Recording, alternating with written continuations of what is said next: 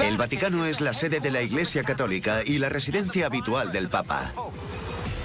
Su historia está repleta de fascinantes relatos de virtud, malicia y villanos.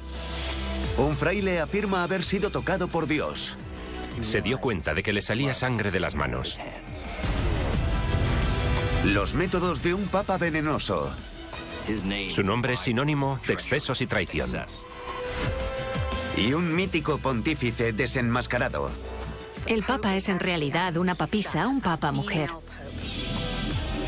Estos son los grandes misterios del Vaticano.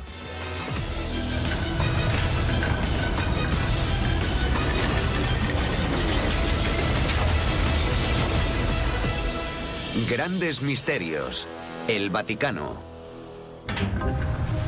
Rodeado por la bulliciosa ciudad de Roma, el Vaticano es un oasis de historia y patrimonio histórico que todos los años recibe millones de visitantes en sus plazas, jardines y calles.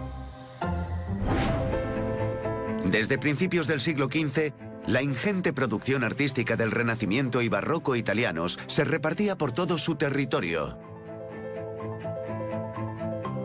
Las mentes más brillantes de su época moldearon la Plaza de San Pedro y culminaron la columnata con esculturas de los santos. Por otra parte, en el interior, prodigiosos artistas como Rafael y Miguel Ángel adornaron sus sagradas salas con frescos impresionantes. Sin embargo, a poca distancia de la plaza se encuentra otra persistente reliquia de ese cautivador periodo. Pero en lugar de rememorar los logros artísticos de la época, esta sobria torre constituye un símbolo imperecedero del que puede ser el pontífice más infame y despiadado de la historia. ¿Quién era este famoso papa? ¿Y qué escabrosos acontecimientos envuelven su legado? 1492. Tras la muerte del Papa Inocencio VIII, el carismático cardenal Rodrigo Borgia accede al papado mediante sobornos. Este español de 61 años adoptó el nombre de Alejandro VI y se hizo famoso rápidamente por su desmedido apetito, no solo de vino y riquezas. Parece ser que Alejandro respetó su voto de celibato y nunca se casó, pero está claro que violó su voto de castidad en repetidas ocasiones con distintas mujeres. Una de las amantes favoritas del Papa residía aquí, muy cerca del Palacio Oficial, y con frecuencia se le veía salir de la torre hacia su residencia. Alejandro también fue padre de varios hijos ilegítimos, a los que asignó puestos de poder con el fin de asegurar el legado de los Borgia. Pero el gusto por las mujeres, el nepotismo y la avaricia del Papa no son del agrado de algunos miembros de la Iglesia. Empezaba a granjearse muchos enemigos en el colegio cardenalicio y la curia, su gabinete de gobierno. Desesperado por conservar su posición, al parecer Alejandro recurrió a una solución poco sacra para silenciar a sus rivales políticos. Veneno. Los Borgia desarrollaron dos tipos de veneno diferentes. Uno estaba pensado para matar rápidamente. A los otros los llamaban polvos de la eternidad, porque tardaban un poco más y, por lo tanto, dejaban menos rastro. Podías envenenar a alguien en un banquete y esperar 4 o 5 días hasta que, vaya, se ha muerto y nadie sabía por qué. Siguiendo esta estela de muerte, Alejandro no tardó en echarle el ojo a uno de sus retractores más críticos, el cardenal Giambattista Orsini. Supuestamente, el Papa trajo al clérigo al Vaticano y le ofreció su mortífero brebaje en un cáliz repleto de vino italiano. De repente, el crítico declarado fue acallado. Una y otra vez, el Papa Alejandro asistió al entierro de todos sus oponentes y a medida que morían, su poder parecía inquebrantable. Pero la suerte del Papa estaba a punto de cambiar. Con motivo del 11º aniversario de su proclamación como Papa, se organizó un banquete en casa del cardenal Cornetto, un cardenal extremadamente rico. De repente, justo después de la cena, el Papa de 73 años enfermó gravemente. Llevaron a Alejandro rápidamente a sus aposentos en el Vaticano para iniciar el tratamiento inmediatamente. En su agonía se retorcía y sudaba copiosamente. Pero nada pudo hacerse, y el Papa falleció el 18 de agosto de 1503. La primera suposición fue que Alejandro había sido víctima del brote de malaria que por aquel entonces azotaba Roma. Pero pronto la súbita muerte del pontífice hizo surgir rumores más siniestros. Con todo lo que había hecho durante su carrera en la Iglesia, su crueldad y su deseo de afianzarse en el poder, está claro que a Alejandro no le faltaban enemigos que quisieran librarse de él.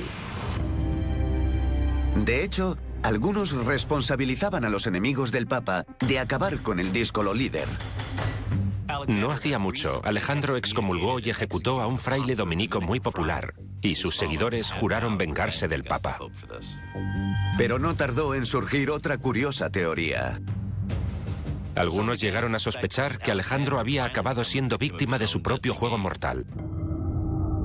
Había quien creía que la próxima víctima del veneno del Papa era uno de los invitados a la velada en la que enfermó gravemente, el cardenal Corneto. El clérigo era increíblemente rico y una vez muerto, sus bienes pasarían a la Iglesia, es decir, al Papa.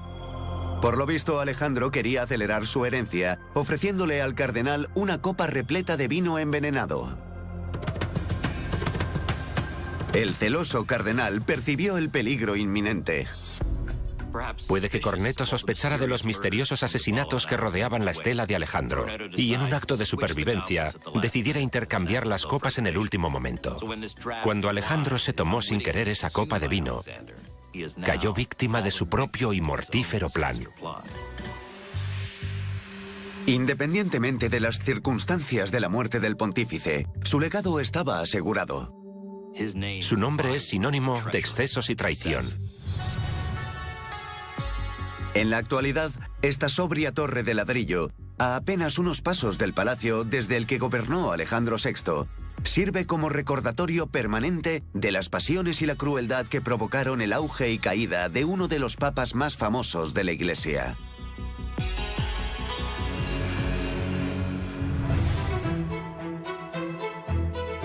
En el corazón del Vaticano se encuentra una de las iglesias más grandes del mundo, la barroca Basílica de San Pedro. Consagrada en 1626, esta asombrosa estructura del Renacimiento tardío alberga algunos de los sepulcros más venerados y elaborados de todo el mundo, incluidos los de los papas más queridos del pasado. Pero según la tradición local, fuera de los confines de la Ciudad Santa, en esta antigua calle vivió una figura legendaria y controvertida, cuya existencia ha sido negada por el Vaticano durante siglos, pero que para algunos es la única mujer que ha presidido la Iglesia Católica. En la calle de al lado existe incluso un santuario decadente que supuestamente fue erigido en su honor. ¿Quién fue esta mujer papa? ¿Llegó a presidir la Santa Sede? Siglo IX en Mainz, Alemania. Según cuentan, la joven Juana, hija de misioneros ingleses, se siente frustrada por las limitaciones de su vida. Era muy inteligente, mucho más que sus hermanos, y quería estudiar. El problema es que eso era imposible para las chicas de su época. Se suponía que tenían que crecer, casarse y tener hijos. Pero Juana tenía un ingenioso plan que le permitiría alcanzar un sueño aparentemente irrealizable: cortarse el pelo y usar los holgados hábitos clericales para hacerse pasar por un hombre. Y funcionó. No tardó en ingresar en un monasterio. La llamaban Hermano Johannes, uno de tantos jóvenes que estudiaba para acabar siendo monje. Y Juana destacó. Aprendió idiomas, estudiaba historia, estudiaba ciencia, y eso llamó la atención de sus profesores, que la consideraban un alumno sobresaliente. De hecho, sus tutores la recomendaron para un prestigioso puesto: copista de la Curia, la organización más importante del Vaticano. No tardó en ir a Roma, donde siguió causando buena impresión. El joven monje volvió a ascender rápidamente, esta vez a cardenal, sin que nadie pareciera percatarse de su auténtico sexo. Pero entonces, a esta joven de Alemania le sucedió algo incluso más sorprendente. Cuando murió el Papa León IV en el año 855, los cardenales unánimemente proclamaron a Juana como la sucesora del Papa. El ingenioso ardid de Juana la situó en el puesto de más poder dentro de la Iglesia. Recibió el nombre de Papa Johannes Anglicus, o Juan el Inglés. Pero otro escandaloso secreto acabaría provocando su perdición. Al parecer, tras 2 años de papado, Juana tuvo que oficiar una procesión entre la iglesia de San Pedro y la de San Juan Letrán, sede eclesiástica del Papa. Las calles estaban abarrotadas de gente que quería ver a su amado Papa. Pero de repente sucedió algo inimaginable. Se retorcía de dolor porque estaba de parto. Nadie sabía que estaba embarazada. Y allí mismo dio a luz a un bebé que nació muerto. Sus seguidores estaban horrorizados. El Papa era en realidad una papisa, una mujer papa. Después, no se sabe si debido a los problemas del parto o a las piedras lanzadas por una muchedumbre airada, Juana murió y fue enterrada en algún lugar de la calle donde se desveló su engaño. Se supone que este humilde santuario es en su honor. ¿Esta leyenda es simplemente una invención fantástica o existió realmente una mujer papa? Según la leyenda, a finales del siglo IX el trono papal de Roma estuvo ocupado por nada más y nada menos que una mujer, la papisa Juana. Disfrazada de hombre, se supone que su subterfugio fue descubierto cuando dio a luz a un bebé muerto mientras oficiaba una procesión. ¿Es posible que esta asombrosa historia sea real? Según los representantes de la Iglesia, nunca hubo una mujer pontífice. El Vaticano cree que en el mejor de los casos es una patraña utilizada para mancillar la reputación de la Iglesia. Hasta el siglo XIII, cientos de años después de su supuesto reinado, no apareció ningún documento sobre una papisa. Pero el informe más detallado lo escribió un miembro de la Iglesia llamado Martín de Tropau. Fue capellán y confesor de varios papas. Formaba parte del círculo de la corte papal. Él presenta esta audaz historia como un hecho. Nos la transmitió como una historia, la crónica de quien fue en realidad, no como una leyenda. También afirma que los papas evitan la calle en la que dio a luz Juana por estar impura, aunque sea la ruta más directa entre la iglesia de San Juan Letrán y el Vaticano. Pero esto también es polémico. El Vaticano dice que la razón por la que los papas toman otra ruta diferente es simplemente porque las calles son demasiado estrechas para acoger una procesión moderna. Pero hay quien dice que las pruebas de la existencia de Juana van más allá. Señalan a un extraño asiento que presenta un gran agujero y que parece un evacuatorio decorado. Se le conoce como sedia stercoraria, la silla de los testículos, y al parecer se empezó a utilizar en el ritual de consagración de los papas tras el papado de Juana. Según la leyenda, durante la ceremonia y antes de darle las llaves del reino de los cielos, el Papa se sentaba en la silla y alguien metía la mano y se aseguraba de que tenía todo lo necesario. Otra prueba tangible se encuentra al norte de Roma, en Siena, una pintoresca ciudad de la Toscana. El Duomo principal del siglo XIII de Siena está revestido con bustos de terracota de todos los papas de la historia. Hay uno que, según afirman, es el de la papisa Juana. Numerosos documentos históricos mencionan su existencia. Pero en el siglo XVII, el Papa Clemente sustituyó ese busto por el busto del Papa Zacarías, seguramente para desembarazarse de Juana y borrarla de la historia.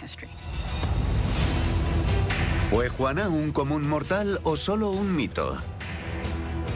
Los historiadores seguirán debatiendo su existencia durante muchos años. Para ser alguien que puede no haber existido nunca, la papisa Juana se resiste tercamente a morir. Hoy en día, esta calle, junto con el desvencijado santuario, siguen siendo un punto álgido en esta historia realmente misteriosa. Al otro lado del río Tíber, frente al Vaticano, en el corazón de la ciudad eterna, se encuentra la iglesia de San Salvador en Lauro. Construida sobre las ruinas de un templo pagano, la iglesia actual data del siglo XVI.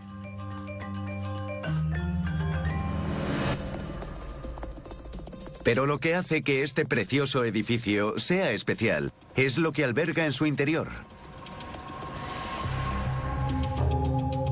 Un santuario con unos objetos asombrosos, entre los que se encuentra un guante de lana sin dedos y un vendaje envejecido. Pero por simple que puedan parecer estos objetos, el hecho es que pertenecieron a uno de los personajes espirituales más controvertidos del siglo XX. ¿De quién son estas reliquias? ¿Y por qué dieron lugar a una de las investigaciones del Vaticano más extraordinarias de la historia? 1921, San Giovanni Rotondo, Italia. Los feligreses acuden en masa a esta pequeña aldea sureña para ver a un joven monje capuchino que vive en el monasterio de la localidad. Un hombre llamado Padre Pío. Dicen que está tocado por la gracia de Dios y al parecer tiene unas marcas que lo demuestran, los estigmas. Los estigmas son las heridas que le infringieron a Cristo en las manos, los pies y el costado durante su crucifixión. Además de ser portador de estas heridas, se cree que el Padre Pío es responsable de numerosos milagros. Podía sanar a los ciegos, podía hacer que los sordos volvieran a oír, era capaz de decir cuándo iba a morir alguien. Pero a pesar de las asombrosas capacidades que se le atribuían, destacaba por su carácter humilde. A mucha gente le recordaba a San Francisco de Asís, y a mucha más gente le recordaba a Jesucristo por el hecho de vivir una vida de humildad y ser capaz de realizar milagros. Algo muy atractivo y, en opinión de la Iglesia, una combinación muy peligrosa. Miles de personas iban a visitarle, y con el tiempo la gente empezó a rendirle culto. Pero a medida que se divulgaban las asombrosas capacidades del humilde monje, también aumenta el malestar de la Iglesia. Había gente que pensaba que Pío podría estar fingiendo, que intentaba influir en los creyentes. La Iglesia siempre sospecha de cualquier cosa denominada milagrosa. Y no le faltan razones. Por cada caso de estigmas auténtico hay cientos, si no miles, de personas que llevan a cabo un fraude. El 14 de junio llegó un escéptico visitante del Vaticano para investigar la historia del padre, el obispo Raffaello Rossi. Básicamente lo que hizo Rossi fue un examen forense de Pío. Entrevistó a los testigos que habían visto los estigmas y vio algunos de los milagros que se le atribuían. Después, Rossi se entrevistó con el monje. Para poder examinar las marcas, le pidió a Pío que se quitara los mitones que solía llevar. Un objeto muy parecido al que se expone en el sepulcro de San Salvador. Rossi también le pidió al monje que le contara bajo juramento cómo recibió los estigmas. La historia que expuso el fraile resultaba asombrosa. Pío le dijo a Rossi que en 1918, mientras estaba en el coro, tuvo un momento de oración intensa. Estaba totalmente extasiado y tuvo una visión de Jesús en la cruz.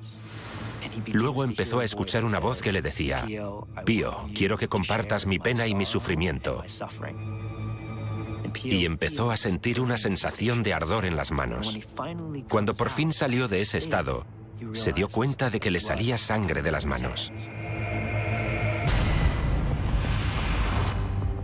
Una vez completada su investigación, Rossi abandonó el monasterio. Y poco después, el Vaticano emitió un sorprendente dictamen. El Padre Pío fue sancionado.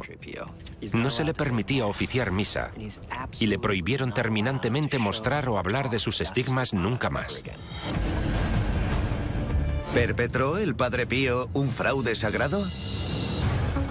Son los años 20 y el Vaticano acaba de sancionar al Padre Pío, un monje capuchino que afirma portar las marcas de Cristo, los estigmas. Al monje se le atribuyen numerosos milagros, pero le han prohibido oficiar misa o mostrar sus heridas. ¿Perpetró el Padre Pío un fraude que perdura en el tiempo?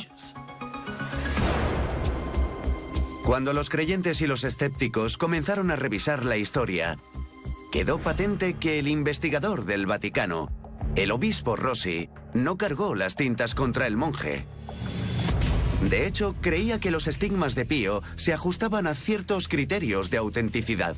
Tenían bordes definidos, sin signos de deterioro o descomposición. Tampoco se curaron ni se ulceraron. Además, las heridas huelen a flores, lo que se llama el olor de la santidad, un don otorgado por Dios a personas con cierto nivel de santidad. El caso contra Pío estuvo liderado por un poderoso arzobispo, Monseñor Pasquale Gagliardi, quien al parecer creía que el monje buscaba notoriedad para que la orden de los capuchinos pudiese obtener dinero y poder en la zona. Envió al Vaticano una serie de cartas incriminatorias acusando al Padre Pío de fraude. Gagliardi afirmaba que el Padre Pío se infringió los estigmas él mismo. Y juró por la cruz de su pecho que sus alegaciones eran verdad. El Vaticano, con su recelo habitual, optó por creerle. Sin embargo, menos de una década después, tuvieron que revisar su decisión cuando el arzobispo se vio obligado a dimitir de su puesto, acusado de comportamiento lujurioso y lascivo. Puedes identificar un árbol por los frutos que da. Y con el tiempo, los frutos de Gagliardi empezaron a pudrirse en el árbol. En 1968 falleció el anciano monje. Pero poco después, sucedió algo asombroso. Sus controvertidas heridas desaparecieron. Se sabe que los estigmas desaparecen en cuanto la persona muere. Para los creyentes, la desaparición de los estigmas del Padre Pío fue una prueba de su autenticidad.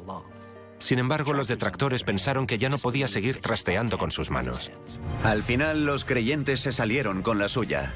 En 2002, Juan Pablo II, que creía en las experiencias místicas, canonizó al Padre Pío, convirtiéndole en San Pío Pietrelcina. Y aunque nunca llegue a saberse con certeza qué circunstancias produjeron los estigmas de Pío, hoy en día, este monje convertido en santo sigue siendo una de las figuras más apreciadas de la historia moderna de la Iglesia Católica.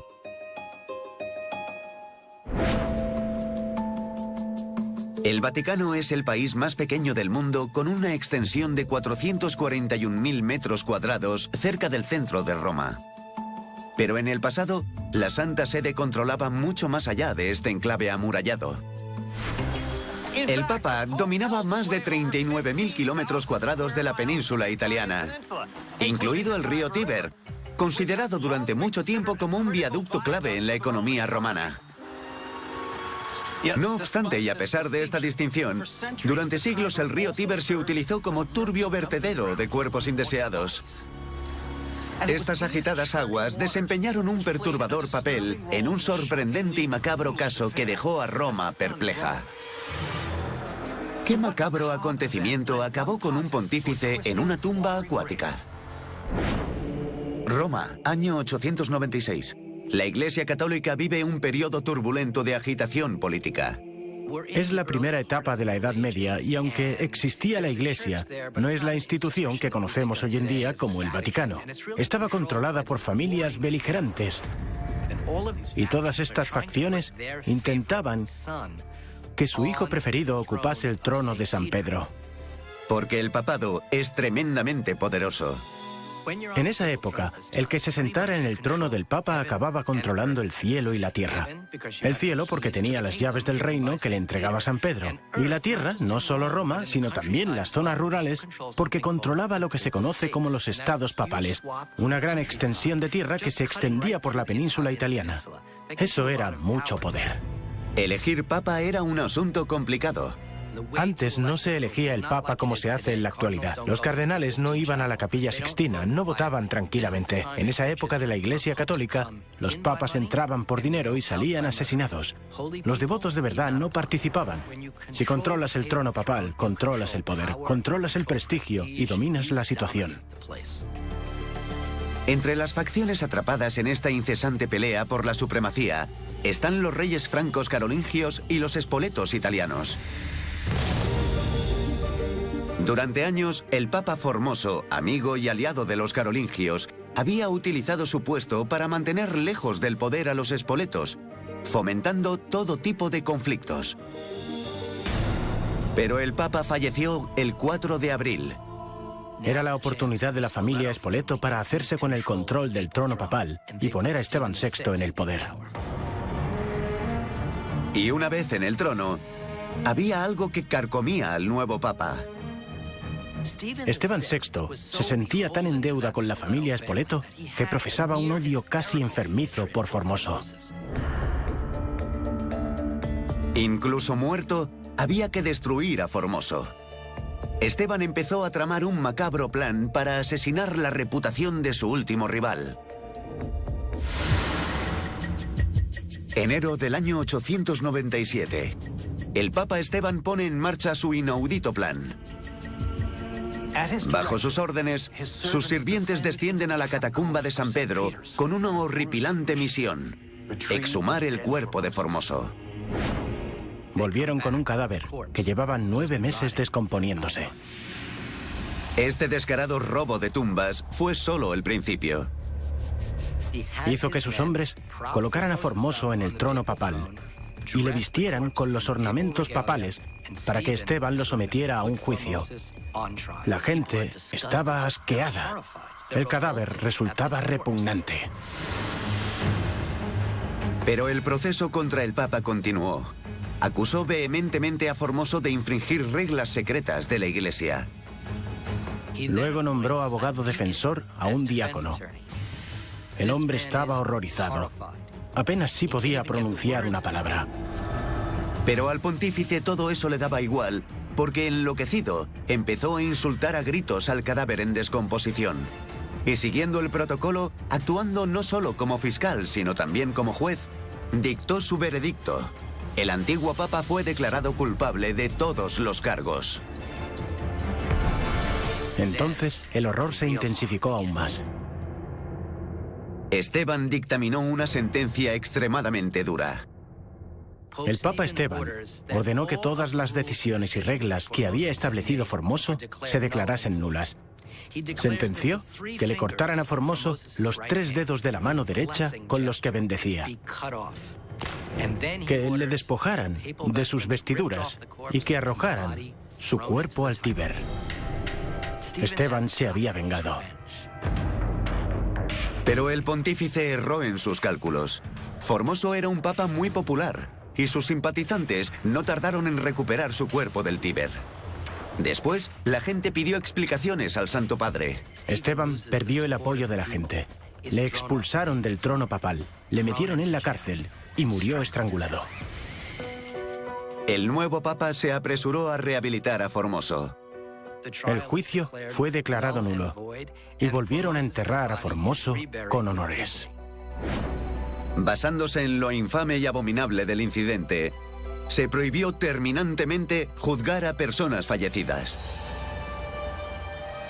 Hoy en día, los visitantes que recorren la orilla del río Tíber acaban su paseo en la breve y vergonzosa tumba de un papa.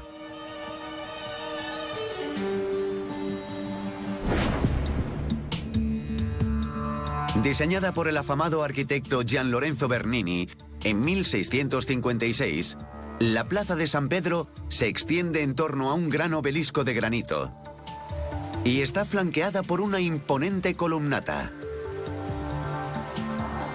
Bernini dijo que la columnata simbolizaba los brazos abiertos de la Iglesia abrazando al mundo. Pero la plaza de San Pedro también puede servir a un propósito muy diferente. De hecho, esta plaza sagrada ha acogido distintos eventos deportivos a lo largo del tiempo.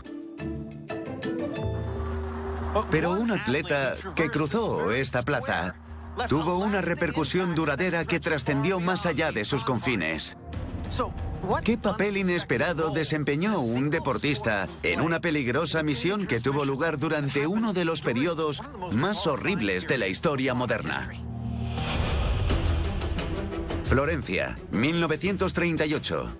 Gino Bartali, un italiano de 24 años, irrumpió en la escena del mundo ciclista al ganar el Tour de Francia, la carrera más prestigiosa de este deporte. Se convirtió en toda una estrella en Italia, donde absolutamente todo el mundo sabía quién era Bartali.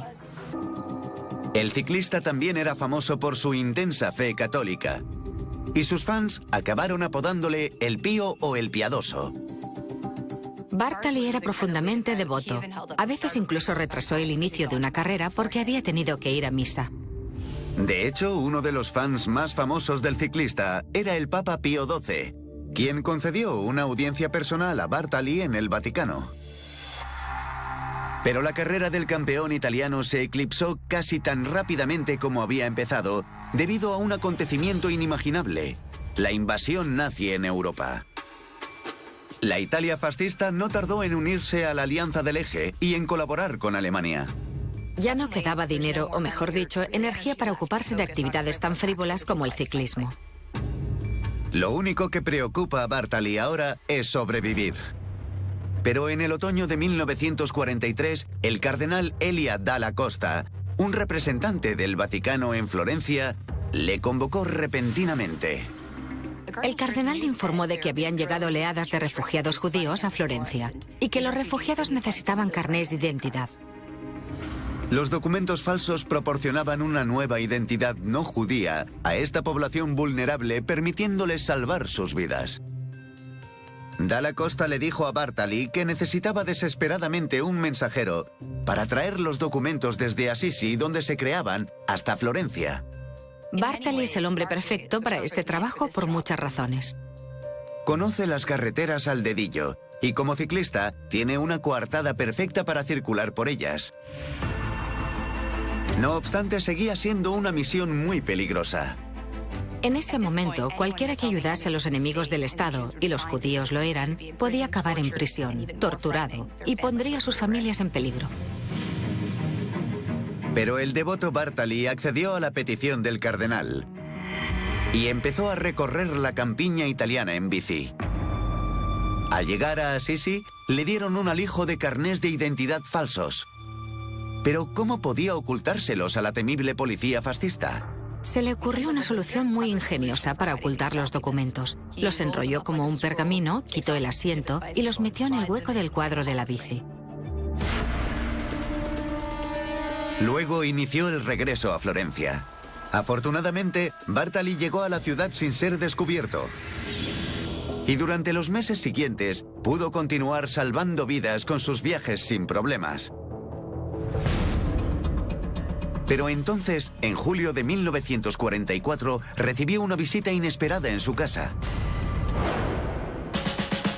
Tenía que presentarse en la famosa sede de la temida policía fascista, un lugar llamado la Casa de la Tristeza.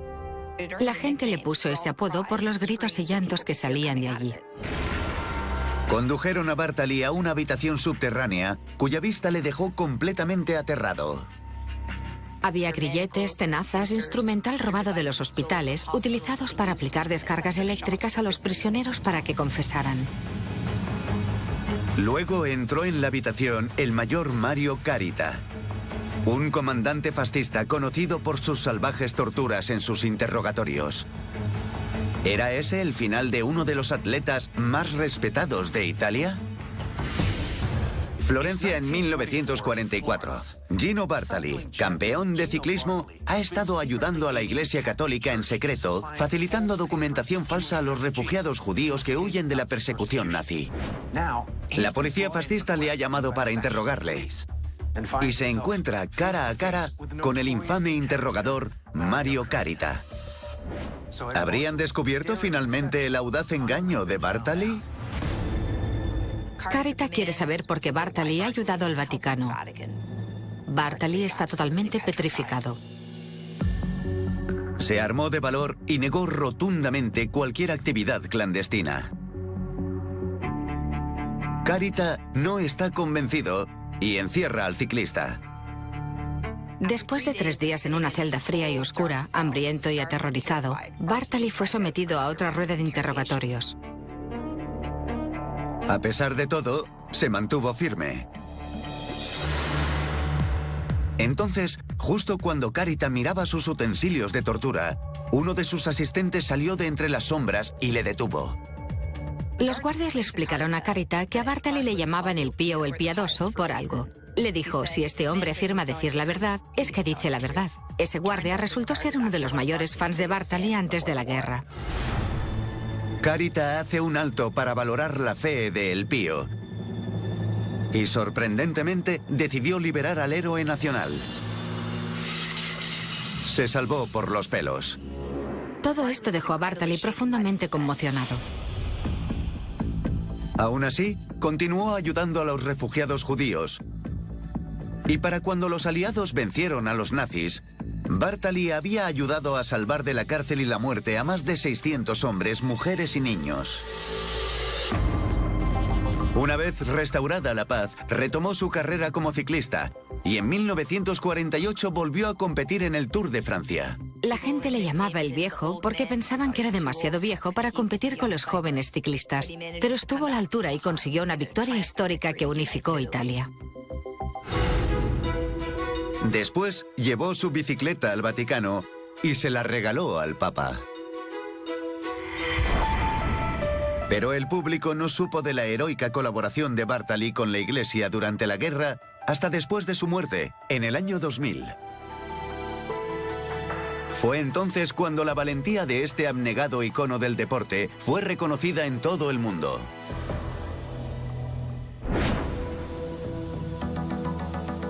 El Vaticano, un estado independiente, además de ser la sede del Papa, tiene uno de los ejércitos permanentes más antiguos del mundo. Los soldados de la Guardia Suiza, férreamente entrenados y con sus uniformes de brillantes colores, son todo un símbolo de la ciudad amurallada. Pero su papel no es solamente ceremonial.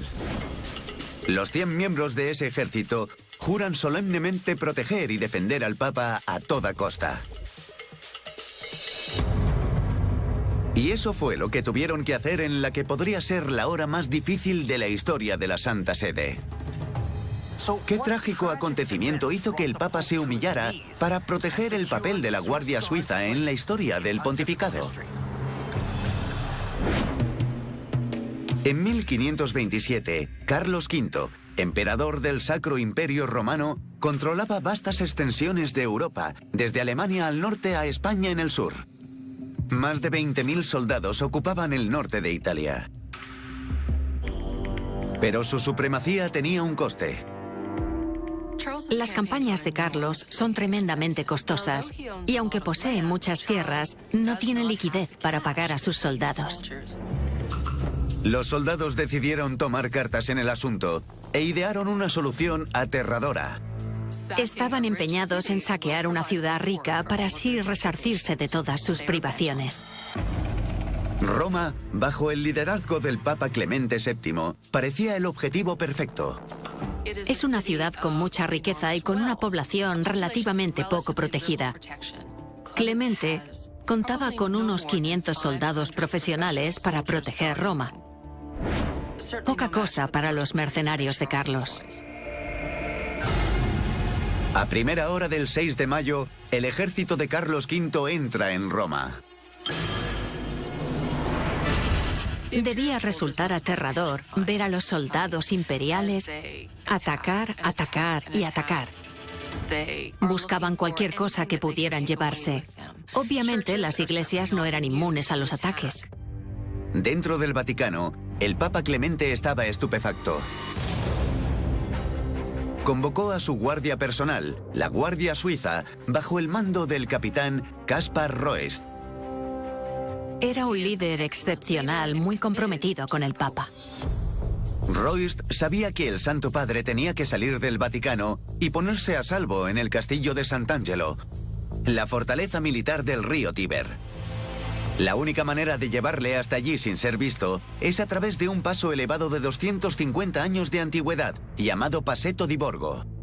El Passetto di Borgo es un pasaje fortificado que une el Palacio del Vaticano con el Castillo Sant'Angelo. Tiene 800 metros de largo, aproximadamente 6 campos de fútbol, y es tan estrecho que solo 2 personas pueden caminar juntas. Pero había un problema. Dispone de ventanas ballesteras a intervalos regulares abiertas al exterior. Y a Clemente y sus allegados les preocupa que la gente vea movimiento en la zona. Para garantizar la seguridad del Papa en el traslado, Royce decide que los 189 fornidos guardias sirvan de distracción y los envía al encuentro con los invasores que están cerca de la basílica. Caspar Royce sabe que la Guardia Suiza está en inferioridad numérica. Era una misión prácticamente suicida. ¿Funcionaría la peligrosa maniobra de distracción que permitiría al Papa ponerse a salvo? Mientras Royce y sus hombres se colocan en sus posiciones, Clemente y sus sirvientes se dirigen al castillo. Están completamente desarmados. Confían su vida a la divina providencia.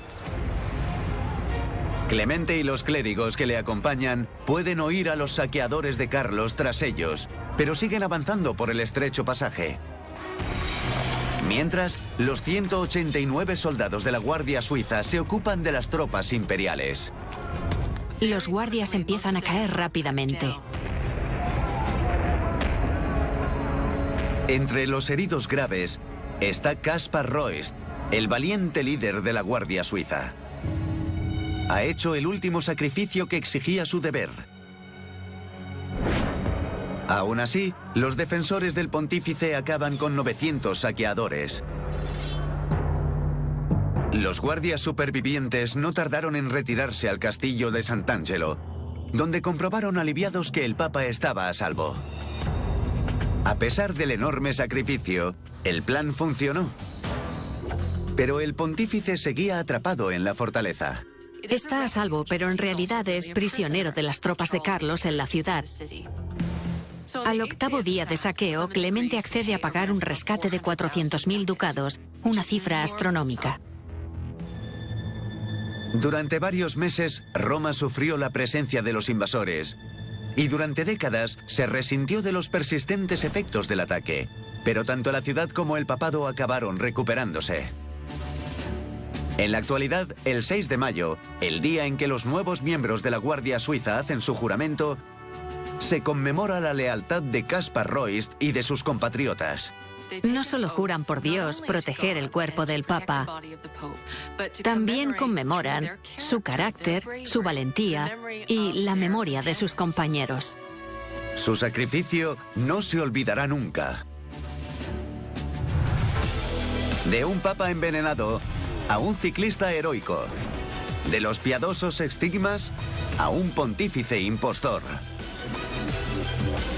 Soy Don Willman y estos son los grandes misterios del Vaticano.